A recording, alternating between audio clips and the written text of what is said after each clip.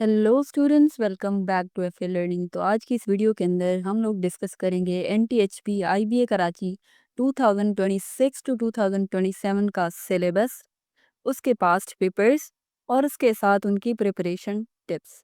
तो चलिए इस वीडियो को स्टार्ट करते हैं बगैर टाइम ज़ाया किए।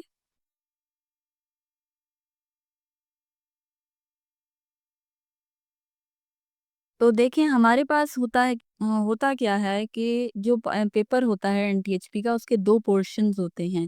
एक मैथमेटिक्स का पोर्शन होता है और एक इंग्लिश का पोर्शन होता है। जैसे कि हमने पिछली वीडियोस के अंदर कंप्लीट पैटर्न डिस्कस किया था।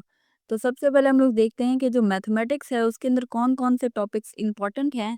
ये वो टॉपिक्स लिखे हुए हैं जो कि आईबी कराची ने खुद बताए हैं कि ये टॉपिक्स बहुत ज़्यादा इंपॉर्टेंट हैं एनटीएचपी को क्रैक करने के लिए। सबसे पहला जो टॉपिक है वो है sets and number system. Sets और नंबर सिस्टम का टॉपिक आप लोगों ने कवर करना है।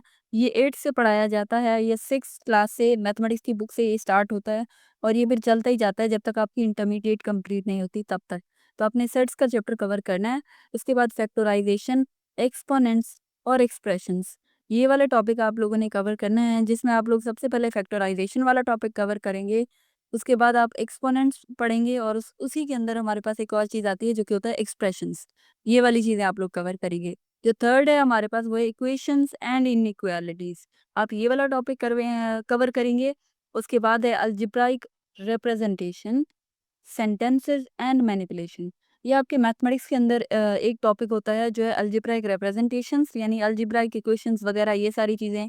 और जो बहुत बड़े बड़े क्वेश्चन स्टेटमेंट्स में लिखे होते हैं और फिर आते हैं क्वेश्चन के, अब इनको रिप्रेजेंट करके दिखाएं कि इनकी इक्वेशन या एक्सप्रेशन कैसे बनेगी। तो ये वो वाला टॉपिक है, आपने यहाँ पर कंफ्यूज नहीं होना।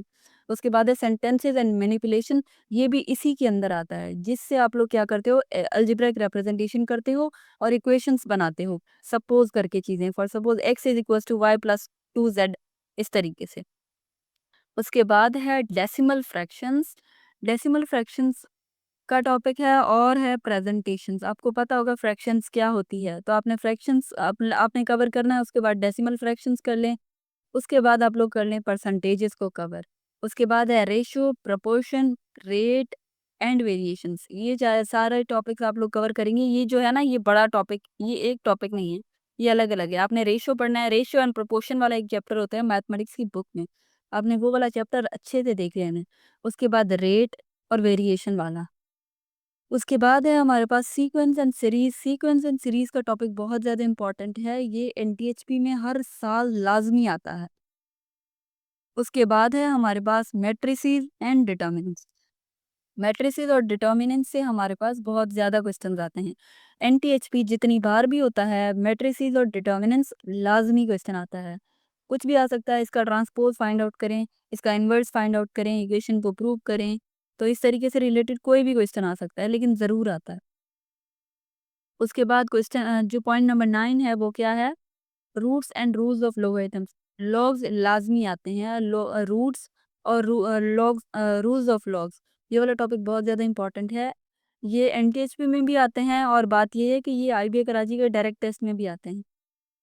उसके बाद है plane, solid and coordinate geometry. आप लोगों ने ज्योमेट्री कवर करनी है, जिसमें प्लेन प्लेन ज्योमेट्री कवर करेंगे, सॉलिड ज्योमेट्री कवर करेंगे और कोऑर्डिनेट ज्योमेट्री कवर करेंगे। उसके बाद जो नेक्स्ट टॉपिक है that is permutation, combination and probability. ये मोस्ट इंपॉर्टेंट टॉपिक है, मोस्ट इंपॉर्टेंट के प्रोबेबिलिटी, परम्यूटेशन और कॉम्बिनेशन। ये टॉपिक लाजमी आता है एनटीएचपी में। उसके बाद है ट्रिग्नोमेट्री। ट्रिग्नोमेट्री वाला जो टॉपिक है ये बहुत ज़्यादा इंपॉर्टेंट है, क्योंकि ज्योमेट्री में ज़्यादा पोर्शन जो आता है ना एनटीएचपी में, वो ट्रिग्नोमेट्री आता है। और जबकि डायरेक्ट टेस्ट होता है, तो डायरेक्ट टेस्ट के अंदर फिर आता है प्लेन, सॉलिड और कोऑर्डिनेट ज्योमेट्री। पहले एनटीएचपी में आएगा ट्रिग्नोमेट्री, तो आप लोगों ने ये वाला टॉपिक अच्छे से कवर करना है। उसके अंदर आपके पास आएगा कुछ functions, graphs, transformation of graphs. ये वाला टॉपिक भी बहुत इंपॉर्टेंट है, इससे भी क्वेश्चन आते हैं। उसके बाद है वर्ड प्रॉब्लम। वर्ड प्रॉब्लम्स तो आते ही आते हैं, जहाँ पे आईबी कराची है वहाँ पे वर्ड प्रॉब्लम लाजमी है। इसमें वर्ड प्रॉब्लम्स में आते हैं age, age problems, coin problems, work वाले एंड मिक्सचर प्रॉब्लम्स। तो ये थे हमारे पास मैथमेटिक्स के इंपॉर्टेंट टॉपिक्स। अब देख ले, मैं आप लोगों को दोबारा बताती हूँ कि सबसे ज़्यादा इंपॉर्टेंट कौन कौन से थे। फैक्टराइजेशन, एक्सपोनेंट्स एंड एक्सप्रेशन बहुत इंपॉर्टेंट टॉपिक है, लाजमी आता है हर साल। उसके बाद नंबर सिस्टम्स, ये भी लाजमी आता है, कहीं पर पूछ लेते हैं थोड़े बहुत क्वेश्चंस के, रैशनल है इरेशनल है, इस तरीके से। 1 या 2 एमसीक्यूज इसमें से आता है, 3 से 4 एमसीक्यूज इसमें से आते हैं। इक्वेशंस एंड इनइक्वालिटी से भी 2 क्वेश्चंस आते हैं। अलजेब्राइक रिप्रेजेंटेशन, इससे क्वेश्चंस आते हैं, इससे ज़्यादा से ज़्यादा क्वेश्चंस आएंगे 2 से ज़्यादा नहीं आते। डेसिमल फ्रैक्शंस और परसेंटेजेस, ये वाला भी इंपॉर्टेंट है वैसे। रेशियो एंड प्रोपोर्शंस कम, और सीक्वेंस और सीरीज बहुत ज़्यादा। मैट्रिसेस और डिटर्मिनेंट्स बहुत ज़्यादा आता है। इसके अलावा रूट्स नहीं, मगर रूल्स ऑफ लॉगरिथम्स बहुत इंपॉर्टेंट है। रूट्स भी इंपॉर्टेंट है, रूट से 1 एमसीक्यूज आएगा, रूल्स ऑफ लॉगरिथम से 3-4 सीरीज में क्वेश्चन आते हैं। प्लेन और सॉलिड ज्योमेट्री इंपॉर्टेंट नहीं है इतना, बट परम्यूटेशन, कॉम्बिनेशन और प्रोबेबिलिटी में, प्रोबेबिलिटी और कॉम्बिनेशन, ये 2 बहुत ज़्यादा इंपॉर्टेंट है, इससे एमसीक्यूज आएंगे। उसके बाद है हमारे पास ट्रिग्नोमेट्री, बहुत ज़्यादा इंपॉर्टेंट है ट्रिग्नोमेट्री। इससे 5 या 6 क्वेश्चन आ जाते हैं ट्रिग्नोमेट्री से, बहुत इंपॉर्टेंट है। फंक्शंस और ग्राफ, फंक्शंस और ग्राफ से आएंगे मैक्सिमम से मैक्सिमम 3 क्वेश्चन, इतने क्वेश्चन आते हैं। उसके बाद है वर्ड प्रॉब्लम, और वर्ड प्रॉब्लम्स आते हैं 6-7 वर्ड प्रॉब्लम्स हो जाते हैं एनटीएचपी में। उसके बाद है हमारे पास इंग्लिश का पोर्शन। अब जो इंग्लिश का पोर्शन है उसमें सबसे इम्पोर्टेंट चीज़ है वोकैबलरी। वोकैबलरी का मतलब हरगिज़ ये नहीं है कि जनरल वोकैबलरी आप लोग करें। वोकैबलरी का मतलब ये है कि आप लोग एसएटी की वोकैबलरी करें। उसके अलावा है हमारे पास sentence correction and sentence completion. ये आप लोग पढ़ सकते हैं, किसी भी बुक से आप लोग प्रैक्टिस करें। मोस्टली क्या होता है कि इंग्लिश की जो बुक्स होती हैं उनकी उनकी जो एक्सरसाइज होती है उसके अंदर सेंटेंस करेक्शन के क्वेश्चंस भी होते हैं और कंप्लीशन के भी, तो आप लोग वहाँ से भी पढ़ सकते हैं। उसके बाद है एरर आइडेंटिफिकेशन। उसके बाद है reading comprehension and close passages, कि आप लोग रीडिंग करें और क्लोज पैसेजेस को कवर करें। क्लोज पैसेजेस का मतलब होता है वो वाले पैसेजेस जिनमें फिलिंग द ब्लैंक्स होती हैं बीच बीच में। उसके बाद होता है हमारे पास ग्रामेटिकल कॉन्सेप्ट्स। ग्रामेटिकल कॉन्सेप्ट्स के अंदर बेसिक कॉन्सेप्ट्स हैं, आप लोग पार्ट्स ऑफ स्पीच को क्लियर रखें। उसके बाद है टेंसेस, उसके बाद है मॉडल वर्ब्स, उसके बाद वर्ब्स, आर्टिकल्स, प्रेपोजिशंस, ये आपने बहुत अच्छी ग्रिप रखनी है। सब्जेक्ट वर्ब अग्रीमेंट, आप लोगों ने सब्जेक्ट वर्ब अग्रीमेंट ये आता है, लाजमी आता है पेपर में। सब्जेक्ट वर्ब अग्रीमेंट से भी क्वेश्चन आता है। रीडिंग कॉम्प्रीहेंशन लाजमी आता है, एरर आइडेंटिफिकेशन। ओवरऑल जो इंग्लिश है ना, उसमें ये सारी चीज़ें आ जाती हैं, सारी चीज़ें। उसके बाद है हमारे पास use correct sentence modifier such as adjectives, adjective clause, adverbs, adverb clauses, ये सारे हमारे पास इंपॉर्टेंट टॉपिक्स हैं। उसके बाद है coordinating and subordinating conjunctions and clauses. ये क्वेश्चन आ जाता है कि आप सबऑर्डिनेटिंग और कोऑर्डिनेटिंग कंजक्शंस को आइडेंटिफाई करें। कभी कभार क्वेश्चन इस तरीके से आ जाता है कि आप लोग क्या करें, एमसीक्यूज आता है कि कोऑर्डिनेटिंग और सबऑर्डिनेटिंग कंजक्शन जो है वो क्वेश्चन के अंदर यूज करें, कि कौन सा यूज़ होगा, फिर आप लोगों को एक से एमसीक्यू टिक करना होता है। और लास्ट है हमारे पास पंक्चुएशन। तो ये थे हमारे पास इंग्लिश के इंपॉर्टेंट टॉपिक्स। इंग्लिश के इंपॉर्टेंट टॉपिक्स जो है ना, इंग्लिश के जितने भी टॉपिक्स हैं सारे के सारे इंपॉर्टेंट हैं, क्योंकि अगर 1-2 एमसीक्यू से आप लोग रह जाते हो ना तो 5 से 6,000 बच्चा अप्लाई करता है, बल्कि 6 से अब 7,000 हो गए होंगे। तो इतनी ज़्यादा अमाउंट ऑफ अगर बच्चा अप्लाई करता है तो there is a rare chance कि जब वो 300 बच्चे शॉर्टलिस्ट करते हैं इंटरव्यू के लिए तो उन 300 में आपका नाम है, तो उसके लिए फिर आपको बहुत मेहनत करनी पड़ेगी। अब आते हैं कुछ इंपॉर्टेंट टिप्स। देखिए, सबसे पहले इंपॉर्टेंट टिप्स है क्या, कि पास्ट पेपर सॉल्व करें, जितना हो सके पास्ट पेपर सॉल्व करें। पास्ट पेपर का मतलब ये नहीं है कि सिर्फ जो आईबीए कराची की वेबसाइट पर अपलोड है वो पास्ट पेपर लें। आप कोई और पेपर उठा सकते हैं, आप एमसीक्यूज उठा सकते हैं, आप वो चीज़ें कवर कर सकते हैं जो इंपॉर्टेंट टॉपिक्स हैं, आप उनके एमसीक्यूज कर सकते हैं।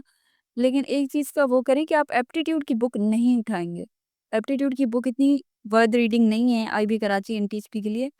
आप बाकी बुक्स पढ़ सकते हैं, अपनी कोर्स बुक्स पढ़ें, ज़्यादा से ज़्यादा अपनी कोर्स बुक्स पढ़ें। क्योंकि जब एनटीएचपी हुआ था तो मैंने बिल्कुल तैयारी नहीं की थी एनटीएचपी की, बट द थिंग इज़ कि मेरी बेसिक्स बहुत ज़्यादा स्ट्रॉन्ग थी। मेरी 9, 10 फर्स्ट ईयर इंटर की बुक्स इतनी अच्छी कवर की हुई थी कि मुझे ज़रूरत नहीं पड़ी थी तैयारी करने की। उसके बाद है हमारे पास memorise 5 to 10 new words daily. आपने डेली 5 से 10 वर्ड्स पढ़ने हैं, लेकिन 5 से 10 वर्ड्स कौन से, 5 से 10 वर्ड्स वो जो कि एसएटी की हमारे पास होते हैं। आपने एसएटी की वोकैबलरी याद करनी है, आपको एसएटी की बुक्स कहीं से भी मिल जाएंगी। सेट की बुक्स लें, उनके अंदर 1000 वर्ड्स की वोकैबलरी होती है, आप वो 1000 वर्ड्स याद करें। और यकीन करें वही 1000 वर्ड्स आप लोग याद करेंगे और वही वाले 1000 वर्ड्स जो हैं फिर आईबी कराची के डायरेक्ट टेस्ट में भी आते हैं। वो वोकैबलरी आपको जिधर-किधर हेल्प करती है। उसके बाद है प्रैक्टिस इंग्लिश ग्रामर। आपने इंग्लिश ग्रामर की बहुत प्रैक्टिस करनी है। आप फ्री वेबसाइट्स उठा लें, गूगल पे जाके प्रैक्टिस करें। पाक डेली की एमसीक्यूज कर लें, एक वेबसाइट है। उसके अलावा कहीं और से आप लोग वेबसाइट कर सकते हैं। प्रैक्टिस जो इंग्लिश ग्रामर की है ना, आप कहीं से भी करिए, कहीं से भी। एक बुक आती है रैन एंड मार्टिन, बहुत अच्छी बुक है। आप वहाँ से तैयारी कर सकते हैं इंग्लिश ग्रामर की। उस बुक ने मेरी बहुत ज़्यादा हेल्प की थी, मैंने वहीं से तैयारी की थी फिर। उसके बाद है रीड बुक्स, आप बुक्स रीड करें, आप एसेज रीड करें, आप पैसेजेस रीड करें, आप आर्टिकल्स रीड करें, आप रीड करें, जितना हो सके रीड करें। इस तरीके से रीड नहीं करना कि रीडिंग कर रहे हैं और हमें पता नहीं है कि इसके अंदर क्या चीज़ यूज़ हुई और क्या चीज़ नहीं। रीडिंग के अंदर आइडेंटिफाई करें अपनी चीज़ों को। आर्टिकल्स कौन से हैं, कौन सा आर्टिकल किसके साथ लगा है, पैसेजेस कौन से पढ़ रहे हैं आप, एसेज कौन से पढ़ रहे हैं, टेंसेस कौन से यूज़ हो रहे हैं और किस तरीके से सेंटेंस का सीक्वेंस जा रहा है। आपने ये सारी चीज़ें कवर करनी। उसके बाद आप रिवाइज़ करेंगे 9, 10 फर्स्ट ईयर इंटर की मैथमेटिक्स। मैथमेटिक्स के लिए आपको कोई आउटर रिसोर्स की ज़रूरत नहीं है, आपको चीज़ें आउटसोर्स करने की ज़रूरत नहीं है मैथमेटिक्स के लिए। मैथमेटिक्स के लिए जो बुक्स हैं, आपकी जो कोर्स बुक्स हैं ना, 9, 10 फर्स्ट ईयर इंटर, इंटर की बहुत कम, फर्स्ट ईयर की थोड़ी-सी कम, 9 और 10 की बहुत ज़्यादा। आप लोगों ने क्या करना है, ये कवर करनी है मैथमेटिक्स, और कहीं से मैथमेटिक्स की ज़रूरत नहीं। उसके बाद लास्ट में प्रैक्टिस एमसीक्यूज़ दिया है, जितना हो सके प्रैक्टिस करें, प्रैक्टिस करें, प्रैक्टिस करें। नहीं आ रहा प्रैक्टिस करें, क्योंकि प्रैक्टिस ही है जो आपके लास्ट में काम आने वाली है और कोई चीज़ नहीं। तो ये उससे पहले कि मैं आपको थैंक यू सो मच करूँ, हम लोग क्या करते हैं, आगे चलते हैं, जिसमें मैं आप लोगों को बताऊँगी कि अब आप लोग किस तरीके से पास्ट पेपर लेंगे, क्योंकि आज के इस टॉपिक के अंदर हम लोग कवर करने वाले थे कि पास्ट पेपर्स कहाँ से लेंगे। अब मैं आप लोगों को ये चीज़ बताती हूँ कि आप लोग एनटीएचपी के पास्ट पेपर्स कहाँ से लेंगे। एनटीएचपी के पास्ट पेपर्स के लिए आप लोगों ने सिंपली गूगल पे लिखना है एनटीएचपी आईबीए कराची पास्ट पेपर्स, आपके पास फर्स्ट वाली वेबसाइट आएगी। आपने क्या करना है, सिंपली इस वेबसाइट पे जाना है, और इस वेबसाइट पे जाने के बाद आप लोग जैसे यहाँ पर आ जाएंगे ना, नीचे नीचे, ये देखें कुछ इस तरीके से आएंगे। अब जैसे नीचे नीचे आ जाएंगे ना, यहाँ पर आपको मिलेंगे पास्ट पेपर सारे के सारे, बैच 2019-18 का sample 1, sample 2, sample 3, sample 4, sample 5। ये आपके पास यहाँ पे आपको मिल जाएंगे पास पेपर। आप किसी पे भी क्लिक करेंगे और क्लिक करने के बाद आपके पास क्या होगा, कुछ इस तरीके का पीडीएफ खुल जाएगा। अब ये जो पीडीएफ होगा ना हमारे पास, ये होंगे हमारे पास सैंपल पेपर्स। कुछ इस तरीके से हैं सैंपल पेपर्स। देखिए, आईबीए कराची एनटीएचपी का जो टेस्ट है ना, उसमें यहाँ पे लिखा हुआ है नेगेटिव मार्किंग यस, क्योंकि बहुत पुराने सैंपल पेपर्स हैं। इन रियलिटी अब एनटीएचपी किसी किस्म की नेगेटिव मार्किंग नहीं करता। तो अब आप लोगों ने क्या क्या करना है, यहाँ से प्रैक्टिस करनी है। ये आपके पास एमसीक्यूज़ होंगे। यहाँ पे आपके पास for suppose time duration, for suppose यहाँ पे लिखा हुआ है 40 मिनट्स। कुछ इस तरीके से एक सेक्शन की है ये 40 मिनट, दोनों सेक्शन की नहीं है। आप मैथमेटिक्स का यहाँ से कर लें, इंग्लिश का यहाँ से कर लें, आप प्रैक्टिस करें और इम्प्रूव करें। आपको बहुत सारे पास्ट पेपर्स यहाँ पे मिल जाएँगे। अगर आपके पास पास्ट पेपर आपको यहाँ से बहुत ईज़ी लगते हैं, क्योंकि ये पास्ट पेपर बहुत ईज़ी हैं। टू बी ऑनेस्ट, इन पास्ट पेपर का जो है नेगेटिव परसेंट भी नहीं आता पेपर में। पेपर बहुत ज़्यादा डिफ़िकल्ट होता है। इतना डिफ़िकल्ट नहीं होता, पर फिर भी डिफ़िकल्ट होता है as compare to these things. ये चीज़ें बहुत ज़्यादा आसान हैं। तो इस तरीके का पेपर नहीं आता। ओके? तो बस यहीं तक है हमारा आज का टॉपिक। तो बस यहीं तक था हमारा आज का टॉपिक। आई होप कि आपको वीडियो पसंद आई होगी और आपको सारी चीज़ें अच्छे से समझ आई होंगी, क्योंकि मैं आपके साथ कोई भी चीज़ें इर्रेलेवेंट शेयर नहीं करी। Everything is relatable. जो भी चीज़ मैं बता रही हूँ आप इसको फॉलो करें। You guys will be in NTHP. ठीक है? परेशान नहीं होना। तो चलिए मिलते हैं नेक्स्ट वीडियो के अंदर। तब तक के लिए अल्लाह हाफ़िज़। अपना बहुत सारा ख़्याल रखें और बहुत ज़्यादा मेहनत करते रहें। अल्लाह आपको बहुत-बहुत कामयाबियाँ दे। आमीन।